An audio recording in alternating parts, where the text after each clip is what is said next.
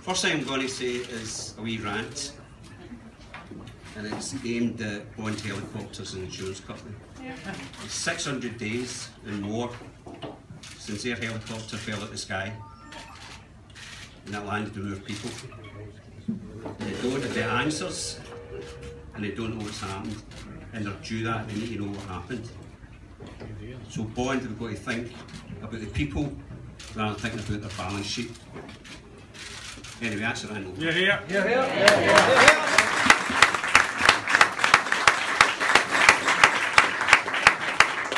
This is not what the Clutha looked like. It was a wee bit different. It's like a wee Glasgow pub, but it was very, very popular. Who said that? Anyway, it was a good wee pub, but hopefully this is just the start. We're going to try and move things forward, and hopefully this is a thing that can help the families and everybody affected by what happened next door, and we get a wee bit of closure, and this might do it. And it's a start for the Clutha. It's not the final answer or anything like that, but eventually it will be. Now, you know who's next to me is Nicola.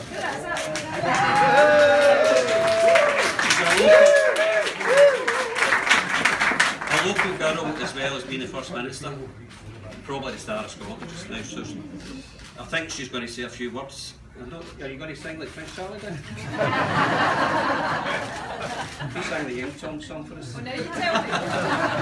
Anyway, Nicola.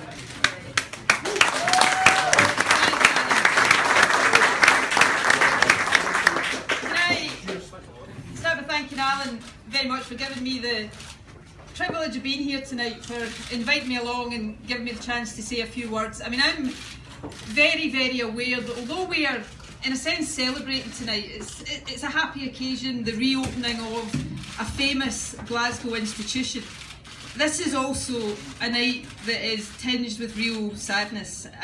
Yeah, I think everybody who was in Glasgow or has any connections to Glasgow will remember forever the horror of what happened that night. I mean, I remember it in the way that everybody else will remember it. You know, turning on the telly, I actually started to see things on Twitter, and then, you know, just as the horror of what had happened started to sink in, and we will never ever forget that. But for those who were directly affected by this tragedy, for the families of those who lost their lives, and I know some of those families are here tonight, their lives were changed forever by what happened in that night. And so we're here tonight celebrating the reopening of the Clutha, but as we do so, we're also remembering those whose lives were lost and those whose lives were changed forever. And I think it's really important to say that it is, as I think Alan said yesterday, looking ahead to tonight, something of mixed emotions that we're all standing here with. There were, out of that tragedy though, so many amazing stories about Glasgow and about Glasgow people that emerged over the few days after the crash. I will remember being as touched as everybody by some of the stories of acts of human bravery and kindness, and this feeling over that weekend and the days that followed of a city wanting to come together and kind of put its arms around each other. And so out of the tragedy, I think we all learned a lot about ourselves, we all learned a lot about our city, and we all learned a lot about the bonds of humanity, because what unites us as human beings is much, much more important than anything that ever divides us. And one of the things that was brought home to me the weekend after the crash was just how local Glasgow is.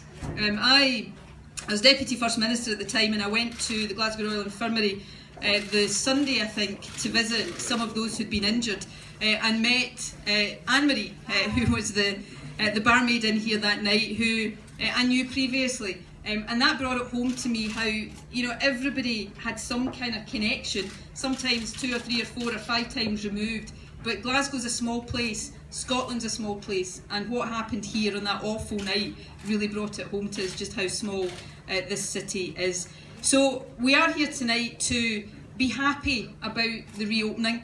The Clutha, I used to come in here when I was a student. I hadn't been in for quite some time.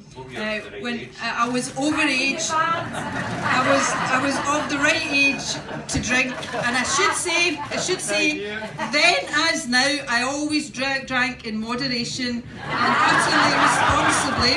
And if all the cameras and journalists here could note that down particularly carefully. But this is a Glasgow institution, so to have it reopened is fantastic. Alan rightly started by saying that people, and in particular the families of those who died here, are still waiting on answers, and that is true. I'm not going to go into that because there are legal processes that have to be gone through, but I very much hope, as we all do, that in the not too distant future those answers will be provided for people, because they do deserve the answers about what happened. Now,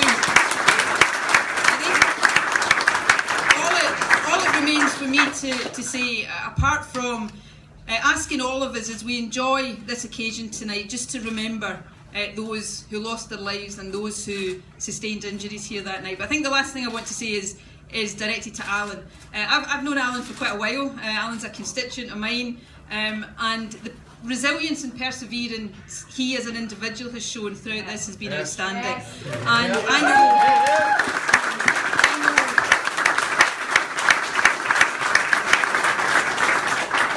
I know very well the trials and the tribulations and the one step forward, 3 steps back that he's gone through to get this place reopened. You know, I think it was down to the wire as to whether it was going to actually happen on schedule tonight. So Alan, you're a great guy, and I think everybody's very grateful for the effort you've put into getting the Clutha, the wonderful Clutha Vaults, Glasgow institution, open again.